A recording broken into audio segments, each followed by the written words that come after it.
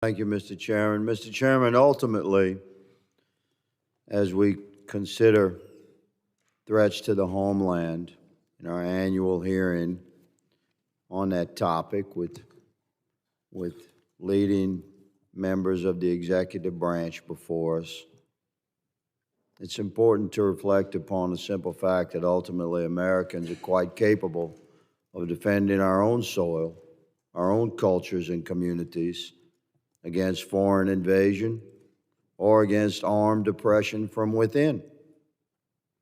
However, it's far more threatening to our republic if our own government facilitates criminal invasion, and it is incredibly threatening to our citizenry if our government's highest levels of law enforcement coordinate organized campaigns of weaponized oppression, harassment, investigation, arrest, and prosecution, and imprisonment of free Americans. That, Mr. Chairman, is the primary threat our homeland indeed faces today. Secretary Mayorkas, I've noted you as a worthy adversary, sir, for 2.5 years.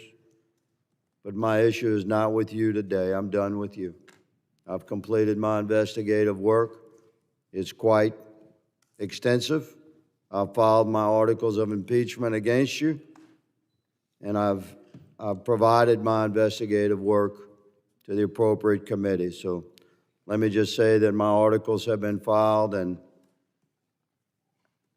my time with you is done. Director Wray, last year, you might recall, sir, our exchange regarding the FBI's involvement on January 6th and prior. I'm happy to jog your memory to quote, according to the record, I asked you, did you have confidential human sources dressed as Trump supporters positioned inside the Capitol on January 6th prior to the doors being opened? You responded, I quote, again, I have to be very careful of what I say. To which I said, it should be a no. Can you not tell the American people no? We did not have confidential human sources dressed as Trump supporters positioned inside the Capitol on January 6th. A year has passed. We sit here again a year later, we the people still do not have a definitive answer from you or anyone else in the Biden administration regarding the FBI presence and participation in the months leading up to the November election and in the weeks and days prior to January 6th and on January 6th here in D.C. We can't get a straight answer, although we have a tremendous amount of evidence harvested and reviewed over the course of the last year, which you will see. In September, Stephen D'Artano, formerly in charge of the FBI's field office in Washington, D.C., testified to the House Judiciary Committee that he was aware the FBI informants would attend the Stop the Steal rally thrown on January 6th. You confirmed that the FBI had confidential human sources at the Stop the Steal rally on January 6th here in D.C., sir? Congressman, as we've discussed before, I'm not going to get into where we have or have not used confidential human sources. But what I can tell you, on. You asked for a definitive We'll move answer. on. It's my time. You said no, you're not going to answer. That's cool. We're watching. Mr. Chairman, may I answer the question? Your moment will come. This is my time. Earlier this year, an FBI informant who is reported to have, quote, his quote, under oath, marched to the U.S. Capitol with fellow Proud Boys members on January 6th, close quote. He said he was communicating with his FBI handler while people were entering the U.S. Capitol. Can you confirm that the FBI had that sort of engagement with your own agents embedded into the crowd on January 6th?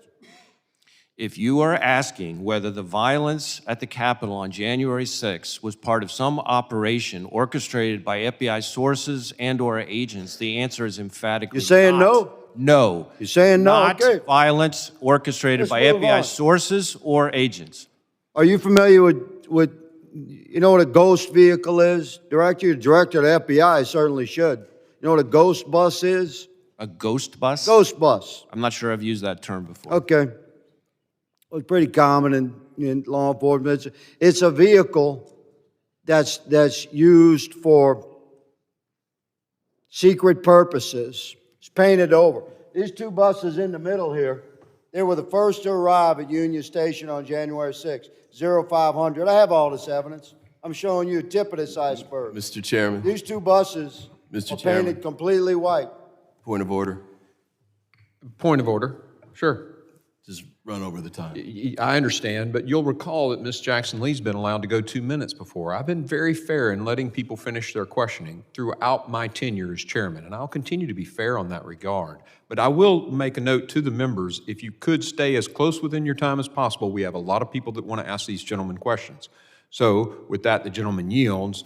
But your point, I've been very fair in this, Mr. Ivey, with everybody on this side of the aisle just as much. I don't think I accuse you of being unfair, Mr. Chairman. I just You're raised making a of point. order. Okay, thank you.